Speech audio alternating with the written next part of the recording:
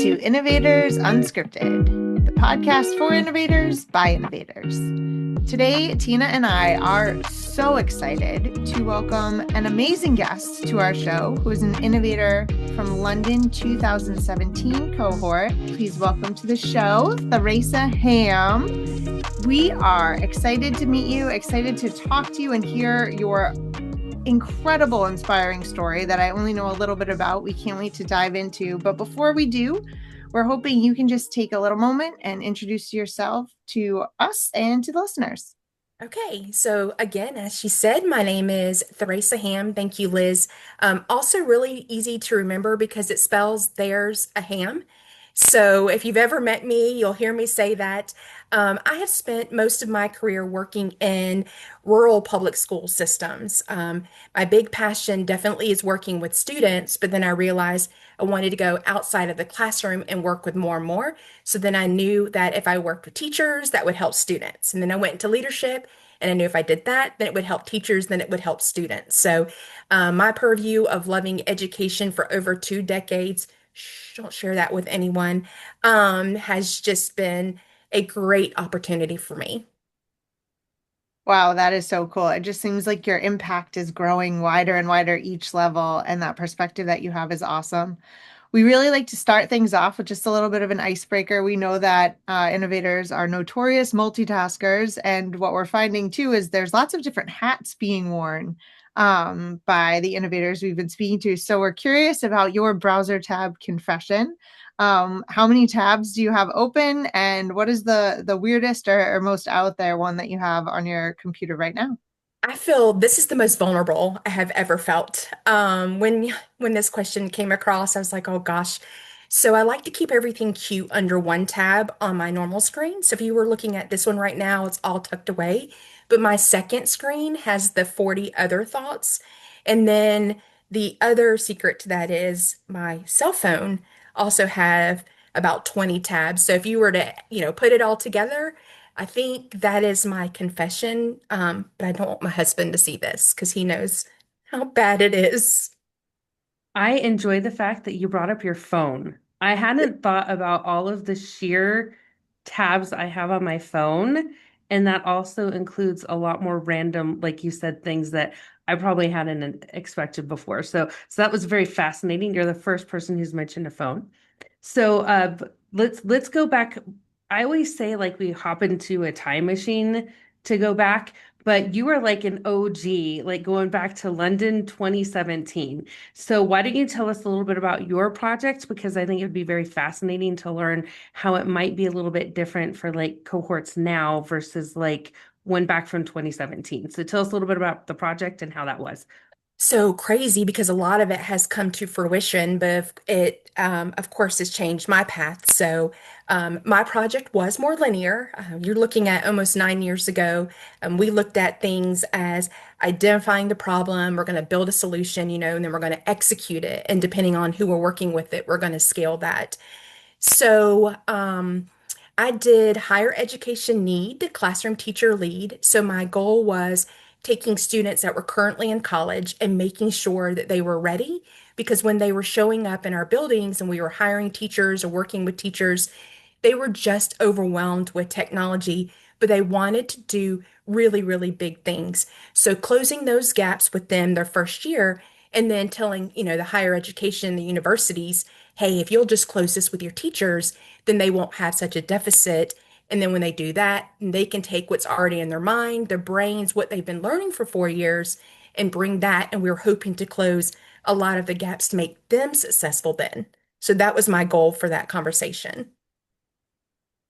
Ooh, so how did that work out when you were going through being in London? It's always fun to hear about like how those cohorts were, or sometimes how you felt about the experience. When you were walking in, what was the movie that was playing in your head? Were you like walking in as the confident superhero hero? Were you more like sort of a nervous underdog? Like tell us a little about the cohort in general.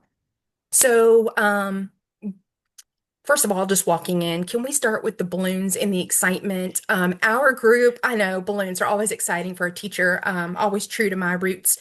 I think with walking in, we had all been talking to each other once we got into the cohort, and ours got extended to be accepted by like 2 or 3 weeks. And so that was kind of unexpected. So once we got them, then immediately we were starting to talk to each other. And because there were so many international and then some stateside, and it wasn't just London, we had others from Japan and Australia. So we were just trying to have conversations that would even close us culturally. So when you walk in, you see I have big personality, but I really was an underdog, maybe because I was just trying to take it all in, seeing these people for the first time. They were really, they're just your little heroes. You know, you are so glad to be around others who think like you. And I knew I didn't have to be the smartest in the room, but I knew I wanted to be the most helpful. So I think just kind of walking in and being able to see that, that was that was my movie. And I can even hear dun, dun, dun, dun. You know, I had my music and strut in. It was pretty incredible. You feel like a rock star. You really do. Yeah, absolutely. And that same energy is just palpable. And that was very similar in our cohort as well. I'm curious a little bit about the actual academy experience that you had. Ours was very design thinking heavy, and we did a lot of looking at our problems from different angles. Was that a similar experience in Yeah, London? very, very, very similar. I think they really broke down the innovator process then because I wouldn't say it was cutting edge, but the concept in the innovator was just really starting to grow. And now, I mean, they just got it down to an art, bring people, brilliant minds who all have one common good. But yeah, so definitely the same thing. We went from eating from the bottom of the apple up. We did, the lemon lights to make sure showing that we all, shown. But I think my favorite part was they brought specific words to the stage from different people and explained, as an innovator, you may run into shining, but you don't want to shine because as an innovator, you're kind of holding back because you want people to be on board. So they talked to us and gave us different characteristics and really walked us. That was probably the biggest part of our academy was telling us that, you have this shine. So let's go ahead and see how you can talk to other people about it. That is awesome. It seems like you have like just knowing you for this very brief amount of time, like you're just absolutely fun to talk to, and I just feel the shine off of you in general. So that's kind of a great space. However, when you had given us the information about your innovator project, it was interrupted by a very real challenge, right? And you described coming back with fire. So if you're comfortable with sharing that with us, like could you explain a little bit about what that situation was? And then how did you still hold on to that spark when everything felt very, very uncertain for you? So when Liz and Tina put out the survey, my I think my first introduction is, hey, I failed at my innovator project. Like it just didn't happen. Had this big idea, went in real excited, definitely being in London, and then my season of life changed. It was pretty complicated in ways that I had not understood. So 5 years ago, I was diagnosed with an 8 centimeter brain tumor, and your brain's about 15. And that's important now because they estimate that it started growing in 2017. So now looking back when I started to slow down and I felt like had all this momentum going forward and I just could not process the things. I was just trying to do life and do what's best in school and my home and being able to move with the innovator project, it wasn't put on the back burner, but it was a pause. And now I realized that pause had to happen because that was my season. And I'm sure we'll talk a little bit more about that, but to explain what that meant coming out of it. So it wasn't a fail, even though I did tell people, because I want you to fail forward and know that as hard as I worked, it stopped. And a lot of that came from the season that I was in. Wow, what a powerful story. And thank you so much for having the courage to share that and for just the way you reframe it. It like that you've taken this moment, this challenge in your life and you've reframed it into this you win the race when it's your time and you move forward.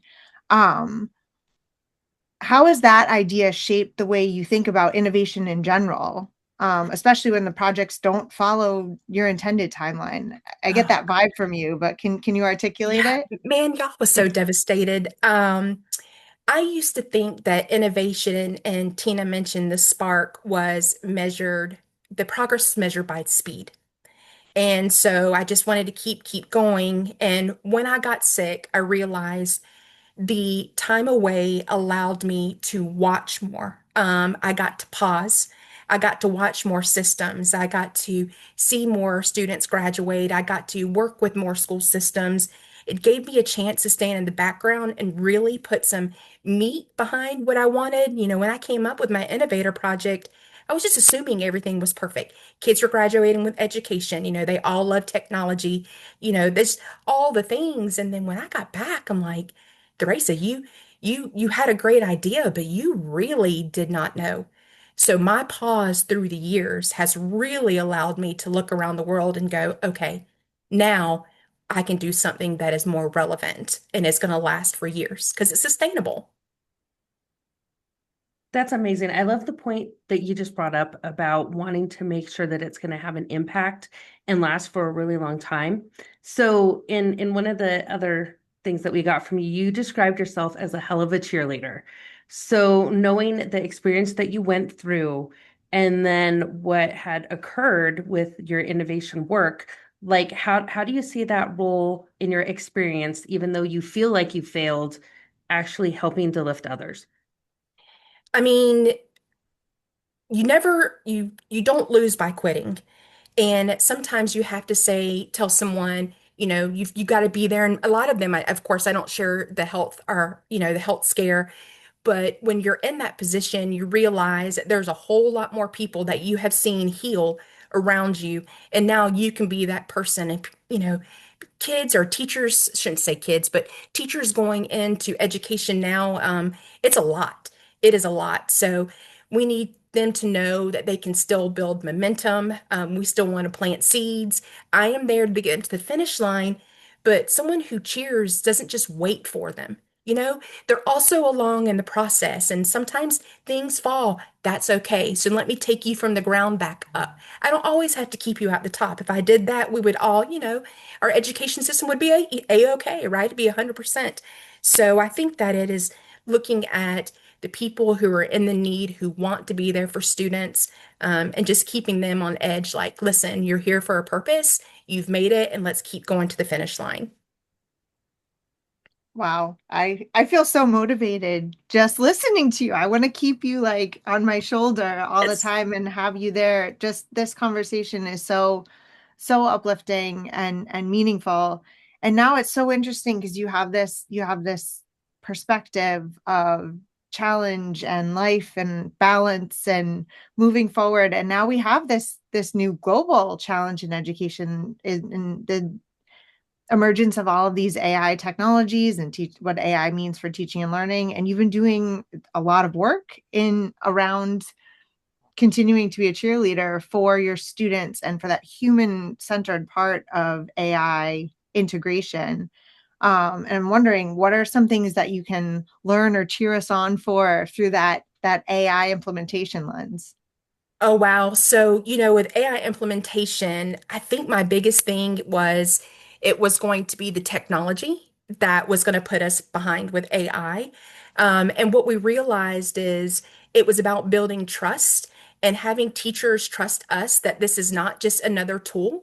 It is something that is going to help them build time. It is an avenue. It's actually just a part, AI is just a part of your journey. And the way that you include it makes things better. But here's where it hit me on a leadership line. It was the teacher who knew nothing about technology to the teacher who knew everything. And with AI popping in, we're all learning together. And it has been a very long time in my educational career that I thought I need to learn ahead so that I can keep them where they're at. So I'm learning just as trying to learn as fast, but I want to be that one step ahead, or I'm not going to be the best cheerleader because you surely don't want to see me run next to you. You see me running, you're in the backspace of the race. You're not doing good. So I think with AI, it was my big set of being with them, learning, and everybody gets a chance to start up from the bottom to the top. It's not everybody comes in at one space, this, I got years, I have this degree. It's no longer like that. Well, I love that how you just mentioned that from AI, You're all in it together and you're working at it from the bottom to the top. And then just a moment ago, you were talking about how you were talking about the Apple when you went to the Google Innovator Academy and you were kind of taking that space from the bottom to the top, right? And in that design thinking process. So understanding that like innovation culture celebrates successes. You felt you had in unfinished work and you were saying like, I felt like I failed my project. I think after having this whole conversation with you, I don't think anyone would ever assume in any aspect of your life you failed at anything. But the idea from your leadership perspective, how do you think Google innovators should think about the value of unfinished projects, or maybe from the perspective of going through the innovator project and then the amazing things you've done with AI? What are some things that are kind of balanced in between those two spaces? Like if you could give advice to the Google innovators, what would you say? Well, first of all, I want to talk about being an innovator. Guys, when we first got there, we got, the pen. And it's like if you got the pen, you're in. And it was a title for me. It was something that I could add, hey guys, I'm a Google innovator and I've done these certifications. And then I realized it wasn't about that. Being an innovator was my opportunity to connect others. It allowed me to translate things. Like if I was behind, in South Carolina, if it looked different than it does in New Mexico, I could call Tina and say, hey, I need this opportunity. And I got that from being an innovator. It's also an encouraging time that you're not left alone. Sometimes innovators are such perfectionists that we want to do things now in our time and make it perfect. And I needed to be able to talk to others. So for the person that falls behind, like I felt like I did, just remember, you're not behind. Here I am 9 years later. You're still in the process. And some seasons are just building seasons. And I'm actually starting to come out of that myself. I'm past the healing season, I'm past the quiet influences. And now I'm ready to be impactful. And the one thing that I should have told young Theresa is you do not have to be visible to be impactful. And I wish that people knew that. Keep doing what you're doing. Be true to you, and I promise everything will take off exactly the way it's supposed to. What an amazing message. I'm still just processing that. I really need you as a life coach. Oh I'm gonna gosh, you I can't can't life wait coach. to I can't life coach. You wouldn't want me lifing with you. That's we would be bad. no, but just these even just these little nuggets of really powerful wisdom that you're sharing in such a clear context of this innovator program. And you said it's not about the pin, it's really about the people, which is one of the reasons why we were so excited to start this podcast, to share these stories and really to share this advice. So now it's been almost 10 years, right? So Hmm. since 2017, and you talked about the support system that you had from your cohort and then moving forward, how do you see the role of an innovator evolving kind of after the academy? Because like are we alum once you've graduated, or are you just part of this community? How do you see that impact growing? When I do meet other innovators, I know that we introduce ourselves. I'm like, I'm Theresa Hamm, 117. I do feel like the alumni part of that is pretty great. And of course, we don't ask each other our houses. Um, but I just feel like we're a network of systematic thinkers. But I want people to understand that it's not that we're doing things by ourselves. The group of innovators and being able to, I mean, just be, and I keep saying it's a group, it's really not, it's a family, um, allows us to think to get better together. I mean, that's what the being an innovator, it's like you said, it's not just about, the different cities that we've come from. I don't know. I feel like if I meet another innovator, I feel like I've known them forever. And I may not have said 5 words to them. It is such a crazy, homegrown, opportunity. Is that weird to say? Homegrown opportunity? No, that No, I absolutely resonates. That's very well said. And it is hard to articulate that feeling that we have when we chat with other innovators. And yeah, those roots go deep, even though we're newbies and you're an OG. Oh, gee. I'm gonna throw you for a loop real quick then, Oh, because you gosh. said that we never asked for houses. So now I want to go down the path. What is your house?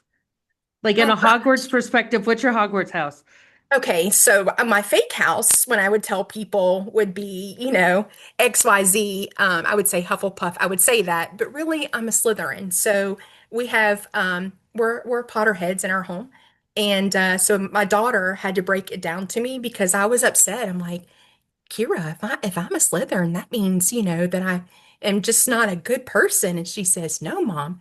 She says that means you listen to everything what's going on and you use that, for what you need. Maybe not necessarily for good in the Hogwarts sense, but you use that. You use that to do things and make things right. So Slytherin, if that's That's okay. awesome. Oh, no, everything's okay. I've Okay. taken the test so many times, and like I either get Slytherin or Gryffindor. So I guess it just depends on how I feel. Liz, do you have a Yeah. house? I was convinced I was a Gryffindor until we went to Epic Universe over the summer and I talked to a painting and she informed me that I am in fact a Ravenclaw. Oh, I can totally see that. I can see that. I can see that too. That's pretty funny. That's great. So sorry, we were not going to go down the path of Hogwarts houses, but I got very excited about that concept, and this just proves that us Google innovators here are probably geek out a lot about a lot of things. But We do. We but do. now this is the one thing we if we learned anything today, that was one of the biggest aspects of things.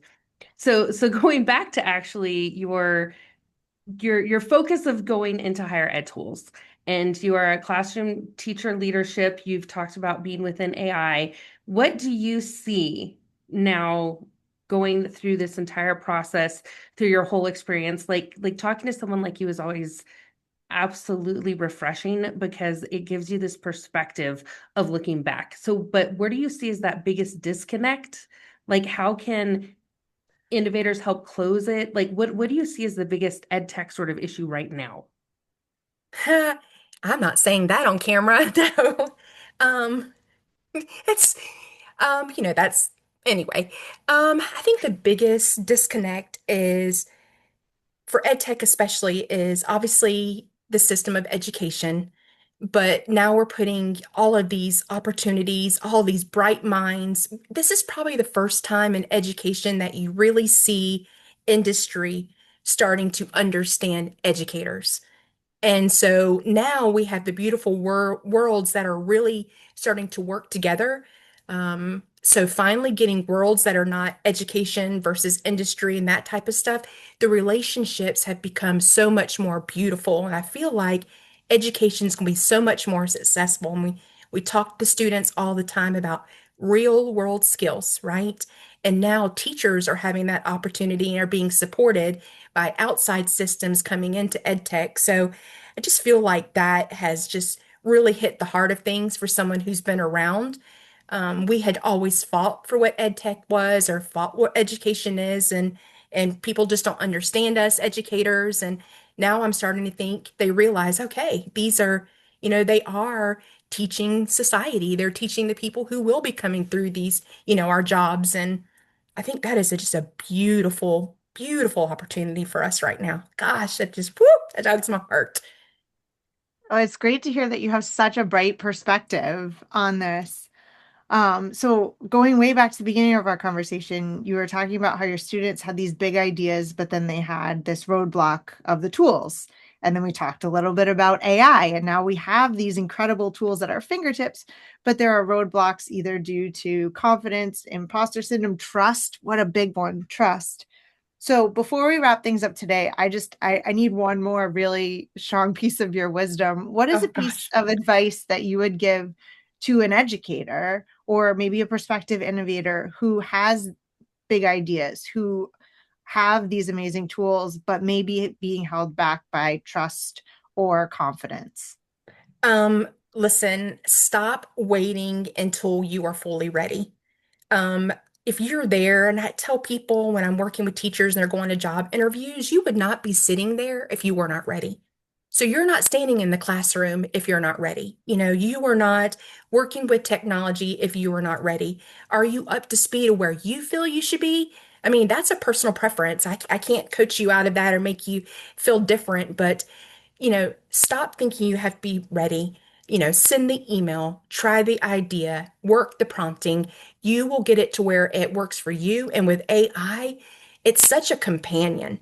Now we're not fighting the system. They're saying, okay, Theresa, well, that sounds great, but have you thought about it from this perspective? And I'm like, man, you are awesome. Thank you. And my husband says I probably need to, name my AI because I talk to it all the time. But I just think no more drafts, no more draft form. Just get out there and do it. And I just feel like if you use it, it's going to be helpful, just like anything else. But gosh, this technology, it is, it is just groundbreaking. It really is. And the security measures are there too. So now with teachers, you're not having to go out there and vet. Oh my gosh.